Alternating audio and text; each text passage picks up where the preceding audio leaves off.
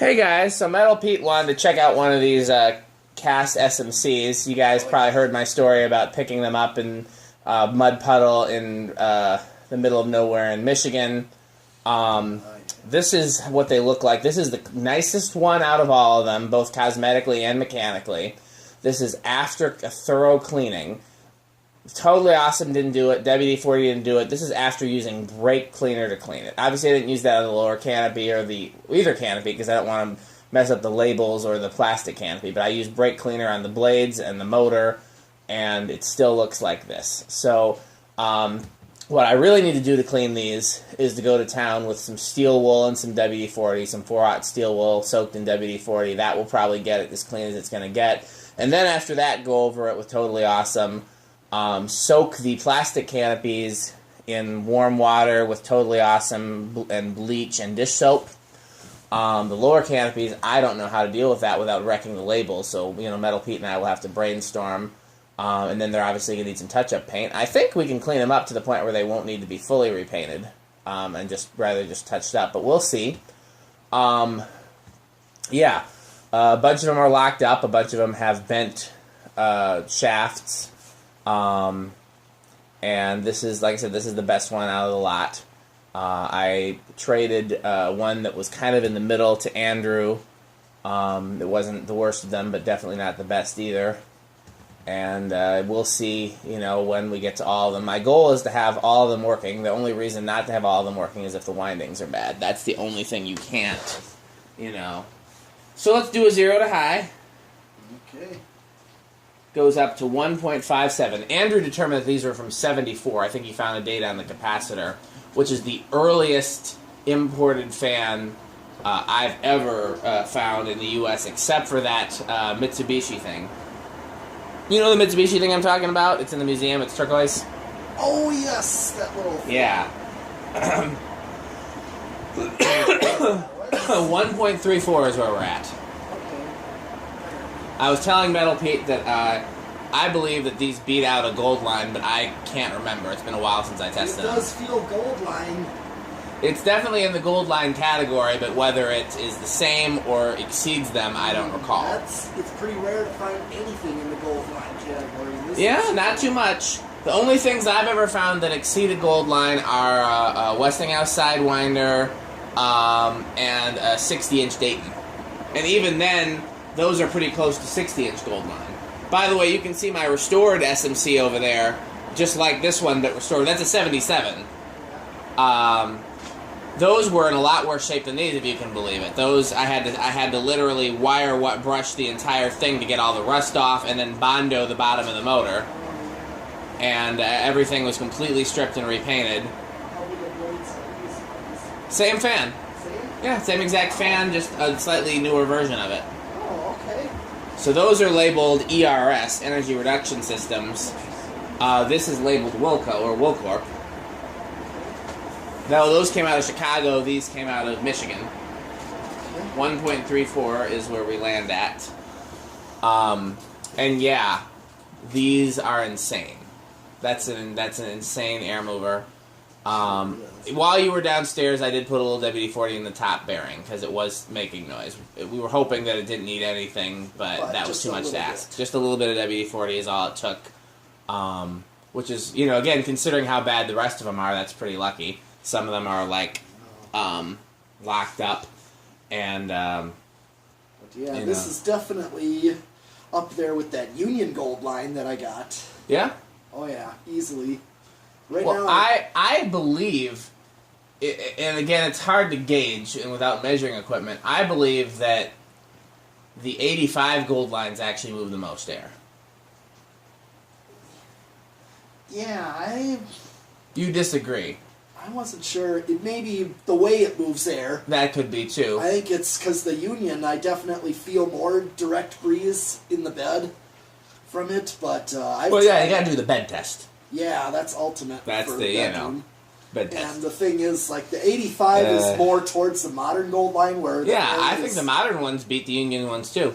Well, sure. But see, the thing is, the Union ones are more like a residential fan where the breeze is directly under it, and the modern ones spread the air out where you don't really feel much of a breeze directly under it, but then you go 15 feet away and you feel a really good breeze because they've contoured the blades to cover a larger area.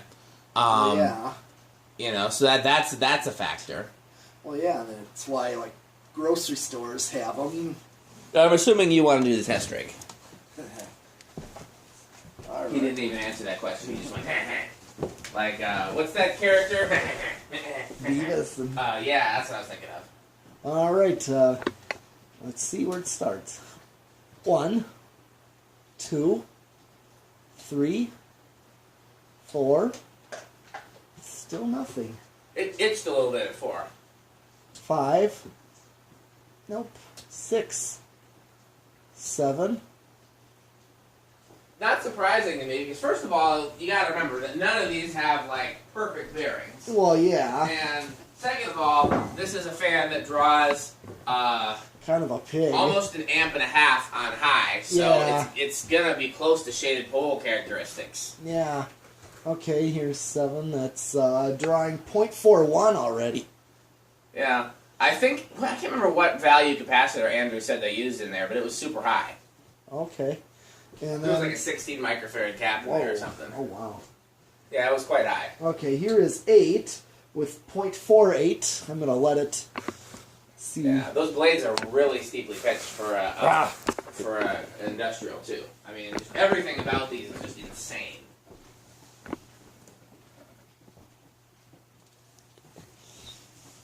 Okay. Well, I'm going to see if an 8-12-20 might actually be what I... You're already planning to put one of these in your bedroom, aren't you? It'd be nice if... I'd have to clean it up really good first. Oh, yeah, yeah. I'm not... Like I did with the gold line, I cleaned that up nicely. Yeah. Okay. These are in a lot worse shape than the gold line, and then these you got to be a lot more careful with because they got decals. Well, in fact, the gold line had decals. Yeah. But then these also have a plastic upper canopy. You know what I did with the decals on both the motor and the lower canopy? I scraped them off with a razor blade, peeled them off with the razor blade, kept them intact, aside, painted the canopies, and used sticky spray. I don't know if you could peel this off and leave it intact and looking at it. It's already kind of rough in some spots, but if you could, that would be ideal. That would be the best way to deal with these. But yeah. Because, you might not need to repaint these, but you definitely need to, scrub them to the point where the canopy wouldn't survive it. You know what I mean? Yeah. But this is actually a fair low. This is good. That's 8? Yep. Yeah. So, 9 with 0.56. 10, 0.63 or 0.64, and now here is 12. 0.7, I'm going to let it speed up just to see what I get for a low medium. Okay. Otherwise, you can always use a solid state control. Yeah, and I'm going to test that next and see what that does. I think maybe that what we should do next, after we do the decade box, I was thinking maybe we could try it with the solid state control. It's just an idea. Of course. But yeah, this is actually a good low medium right here. Here's 13. I was wondering if you thought that was a good low medium right there. Okay, 13 with 0.78, 14.86.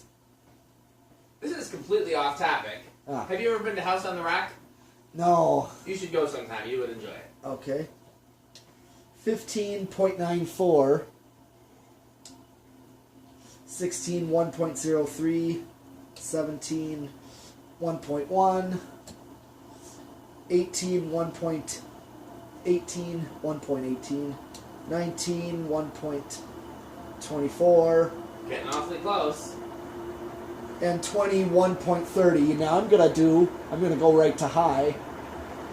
1.27 on 20 microfarads, so I'm going to hit high. Go back down. 1.23. There's a difference, but it's not a very big one. Okay, but I don't go over on 20. No, you don't go over. You can use it with an 8-20, you just don't really get a usable medium-high. Yeah. Okay, so I'm going to go up 24.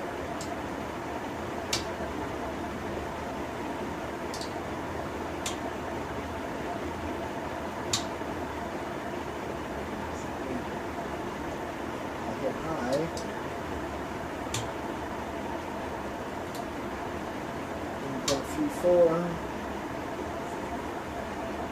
Okay, I hit high and I'm getting 1.34 on high. Turn it off. 1.33.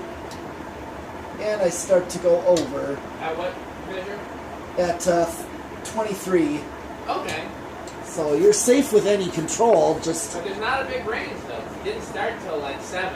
Yeah. And then it goes over at 23. So you gotta, you know, it does kind of behave like a shaded pole.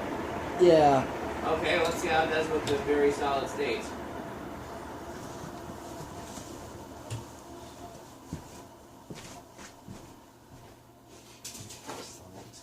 I'm gonna do a little extra cleaning. Yeah. Oh, don't hurt me! Yep, there we go. Let's start seeing what it does. So,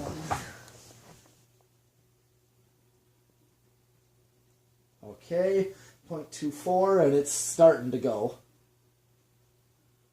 It didn't go till like 0.4 with the decade box. Yeah, but with solid state. Sometimes, again, it's behaving like a shaded pole. Yeah. It's, you know, those tend to perform better with solid state than they do with capacitors. Yeah, 0.29.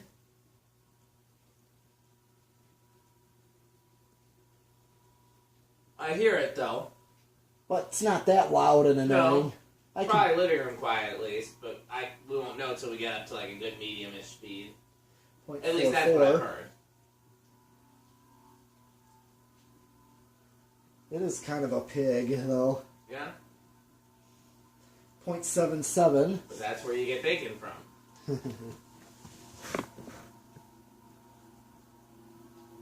From pigs. Yeah. Okay, I'm right at an amp.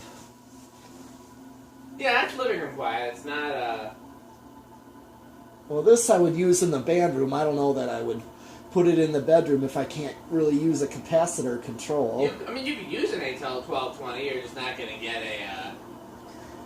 not going to get a usable medium. You'd have to you could also change your capacitor values and make your own control. You know, I've done that. Oh, yeah. I mean, all you do is you take an existing wall control and you swap out the values until you have the values that you want.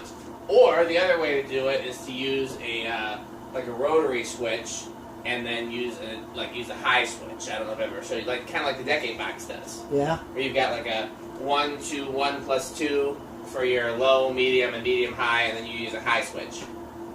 Oh, like, yeah, I see what you're saying. Yeah. Okay. I've done that. And then here is high with it's dropping because the bearings are probably working their way loose. They are, I would assume. So I think I'm getting less current draw the more I run this thing. So what are you getting now? 1.29. What do you get if you take it off solid state? Turn the high switch on first. There you go. No, it's the same. 1.34. Okay. Hasn't changed. Alright. Okay, well that's the best of... Okay, go ahead. You were going to try something else? Yes. Okay. Try all the things. Yeah. So what I was going to do, I picked out one of those 4-speed controls for animation that had odd values. It was like 7, 9, 16. Okay. So what I'm going to do is... Cap, yeah. 4, 5, 6, 7. I'm going to see what I get on 7. Get 0.41 on 7. You get an aesthetic low. With blades that big, it's still going to circulate some air. You're just not going to feel it. Yeah. But you're going to, with blades that big, even if you can't feel it, you're still going to get something, because that's, there's no way that's not doing something. Yeah. And yeah, here is 7.